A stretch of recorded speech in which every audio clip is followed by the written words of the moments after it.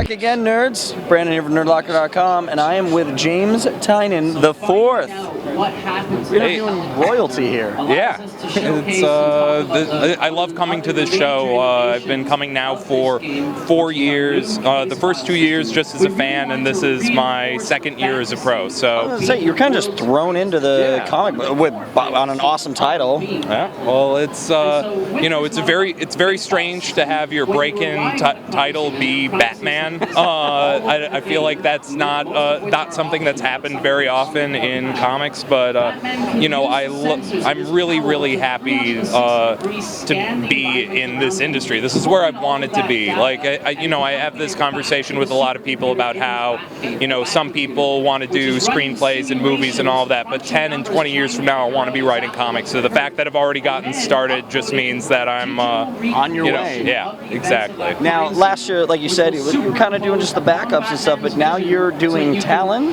and Red Hood and the Outlaws. I'm going to start off with Talon, because I'm a huge fan of that book, and then actually the last couple issues with the big change that took place in, I guess, Calvin's afterlife or life.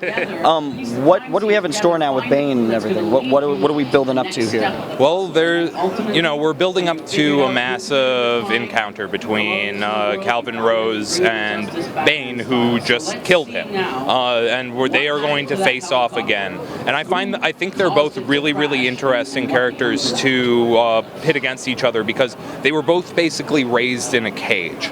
Bane was raised in the prison, and he stayed in the prison and got stronger and stronger and stronger until no prison could ever hold him again. And he views himself as that's the core of his strength, is the fact that he was patient, the fact that he waited. Calvin didn't wait. Calvin did everything he could to get out of that cage because he wasn't going to allow himself to be trapped. And he learned escape artistry so he could never be trapped again. And there's there's a core similarity there, and also but they come at it from very different angles. So once they actually have a big fight, now that Calvin's a bit harder to knock down again, it's going to be pretty epic, and that's going to launch us into another Gotham storyline that'll bring us, this is when I originally pitched the series last spring, this was the end game that I was talking about. So the fact that I got this far and I'm getting to write the original the end game and set up whatever the future might be for the character, and I think because I was watching Breaking Bad a lot, I wanted to make it so it's very hard to expect what happens next in the book, and I want to basically try to set up status quos and then break them almost immediately. So it seems like it's heading in this direction, and then it'll turn. And then it'll seem like it's heading in this direction, and then it'll turn. So that's been my goal from the very start, which is why it's sort of, there's this slow escalation that's been happening. See, that was actually my next question, is because when that happened with Calvin, as a reader, I was completely like, what? And so that was, I guess, so we do have a lot more surprises in store coming up. Absolutely. And the big thing is we've had a very small encounter with Batman in issue number 7, and I think we're gonna be seeing a bit more of the two of them. So awesome news, because that's what I was hoping to hear. Now to jump books over to Red Hood and the Outlaws. This is one you jumped on, and you also have a lot building up in there too now with Jason and the League of Assassins. And same question. What are we building up to with this? Because I mean that's a huge, giant villain in DC lore, is the League of Assassins. So what are we expecting with that? I mean, I wanted to build up the League of Assassins in the New 52 to be a little less faceless.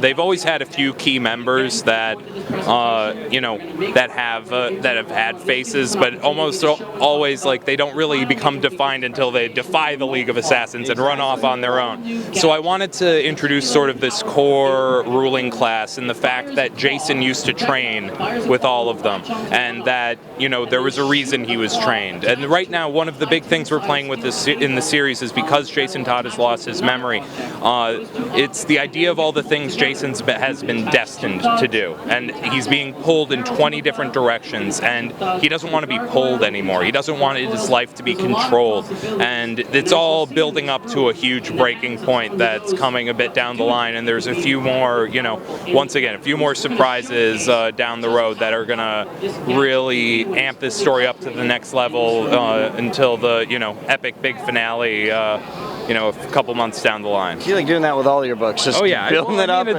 I just want all of the books to, I never want to have the expected ending. I always want to have the thing that you know, that shocks you and keeps you interested and engaged. And, you know, I want people reading my books to be like, oh, I really don't know what he's going to do next. And that is a reason to keep, you know, That's a really cool thing as a reader to expect from a writer.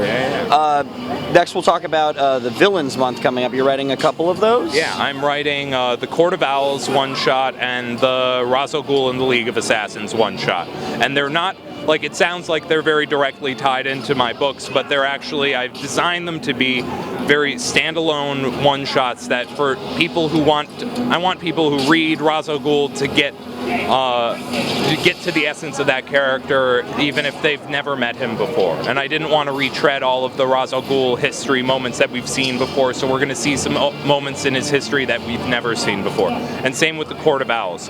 We're going to see, like, the Court of Owls one-shot is the most horror-driven single issue of comics I've written for DC, so I could not be more excited. Jorge Lucas is doing the art on that, and it's just been incredible. And then Jeremy Juan is doing the art on Ra's al Ghul, and, you know, the historical settings. He's put such incredible detail and emotion in every page. It's like I'm really excited for both of those issues to come out. They're the two things that, you know, I've been most excited about for months, even when I couldn't talk about it yet.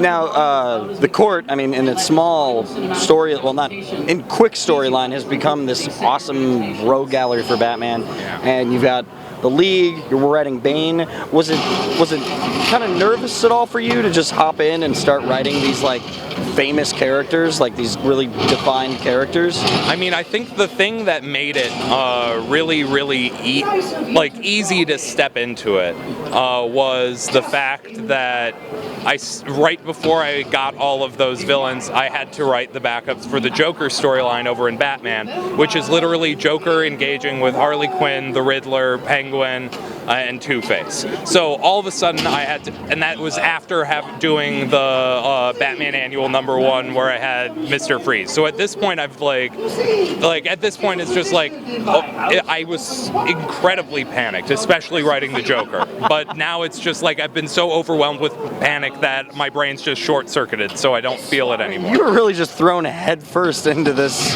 industry, but that's incredible. Is there anyone you have not written yet that you want to tackle, or? There definitely is, but I'll keep that one to myself because I definitely want to write them at some point. So, but yeah, especially I would say that in terms of the more long shots that at some point I would love to write, you know, in my career, you know, I'd love to do a big Riddler story at some point, honestly, because Scott's doing the big bit with the Riddler right now, so it'll be a while before I get around to it. But yeah. So there you have it. This is James Tynion the 4th, and be sure to read Talon and Red Hood and the Outlaws. They're awesome, and look out for his Villain Month, month of villain one-shots. Awesome. So thank you very much for your time, sir. Really appreciate it. Thanks. I'm James Tynion the 4th. You're watching Nerdlocker, a place for your inner nerd.